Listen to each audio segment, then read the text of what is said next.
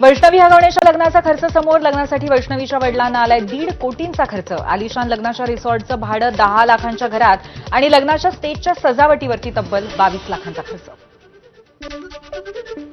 सुशील हगवणेचा जुना video viral. नागरिकांमध्ये संताप. माझ्या बापाच्या जीवावरती हवा करतोय असा व्हिडिओमध्ये उल्लेख.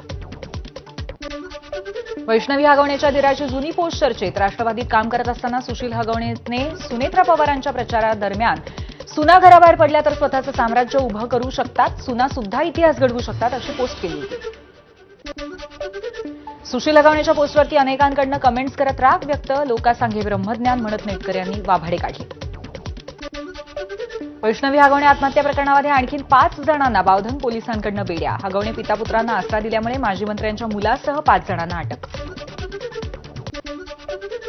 आत्महत्येच्या दिवसापर्यंत वैष्णवी हगवणेसह हगवणे कुटुंबियांकडून छळ करण्यात येत होता. पोस्टमॉर्टम रिपोर्टमधनं माहिती समोर. महिला आयोगाच्या अध्यक्षपदी एक स्वतंत्र व्यक्ती नेमावी. शरद पवारांच्या राष्ट्रवादीचं मुख्यमंत्री आणि उपमुख्यमंत्र्यांना पत्र. कॅबिनेट मंत्री संजय शिरसाट यांचे पुत्र सिद्धांत संजय शिरसाट यांच्यावरती एका विवाहितेचे गंभीर आरोप. सिद्धांत शिरसाटांनी लग्न करून छळ केल्याचा महिलेचा दावा.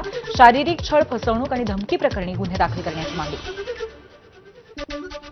अॅडव्होकेट चंद्रकांत ठोंबरेंमार्फत कायदेशीर नोटीस बजावत सिद्धांत शिरसाट यांनी आपली फसवणूक केली असून त्यांच्याविरुद्ध मानसिक, शारीरिक छळ, फसवणूक, धमकी आणि हुंडा प्रकरणी गुन्हे दाखल करण्याची विवाहितेची मागणी. राज्य मंत्रिमंडळाची आज दुपारी 3 वाजता बैठक. पावसामुळे झालेल्या नुकसानाचा बैठकीमध्ये आढावा घेतला जाणार आणि नुकसानाचे पंचनामे करून मदतीचे निर्देश दिले जातील.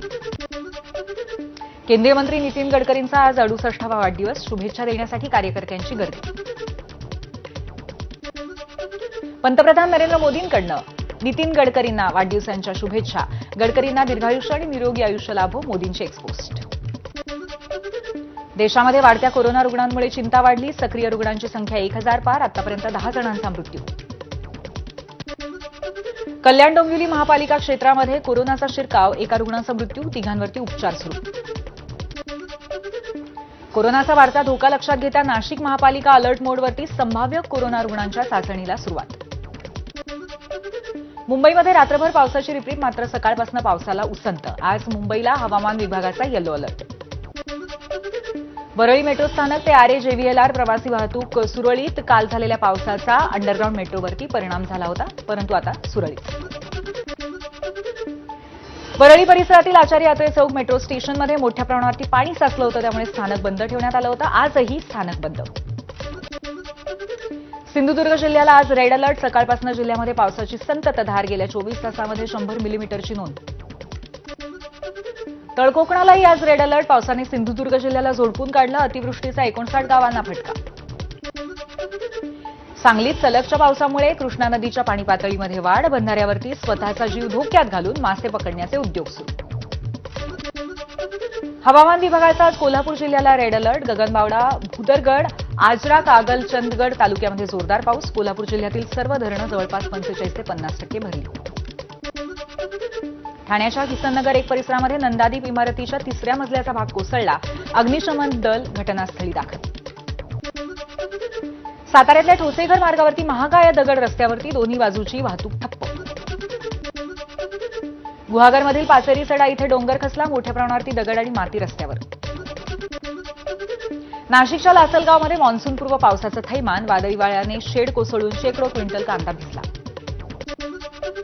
पहिल्याच पावसात बदलापूरचा कोंडेश्वर धबधबा प्रवाहित. बंदी आदेश लागू होण्यापूर्वी कोंडेश्वर परिसरामध्ये गर्दी. धाराशिवमधल्या भूम शहरामध्ये जोरदार पावसाची हजेरी. 15 दिवसांपूर्वी कोरड्या ठाक असलेल्या नद्या दुथडी भरून वाहू लागल्या. तळकोकणामध्ये पावसाची संततधार. तर कणकवलीमध्ये वाऱ्यासह पाऊस कोसळत असल्यामुळे कणकवलीमधील जाणवली इथे घरावरती फणसाच्या झाडाची मोठी फांदी पडली.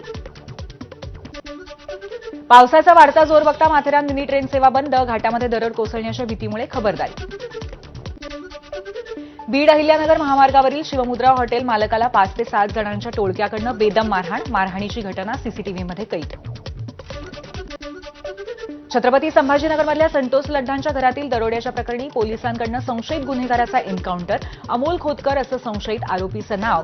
वडगाव कोल्हाटीमध्ये अमोलने पोलिसांच्या अंगावरती गाडी घातली आणि पोलिसांच्यावरती फायरिंग केल्याचं पोलिसांचं मत. उद्योजक संतोष लड्डांच्या घरावरती दरोडा प्रकरणी पोलिसांकडनं सीन क्रिएशन एका संशयिताचा पोलिसांकडनं एन्काउंटर करण्यात आला. शिक्षक भरती घोटाळ्यामध्ये फक्त अधिकाऱ्यांवरती कारवाई नको तर दोषी शिक्षक आणि संस्था चालकांवरती पण गुन्हे दाखल व्हायला हवेत. शिक्षक आमदार सुधाकर अडबालेंची प्रतिक्रिया. नाशिक मुंबई आग्रा महामार्गावरच्या जिंदाल कंपनीला औद्योगिक सुरक्षा विभागाकडनं क्लोजर नोटीस. कारखान्यामध्ये अग्निशमन यंत्रणा पुरी नसल्यामुळे तसंच रासायनिक गळतीमुळे पर्यावरणाला धोका निर्माण झाल्याचा संशय.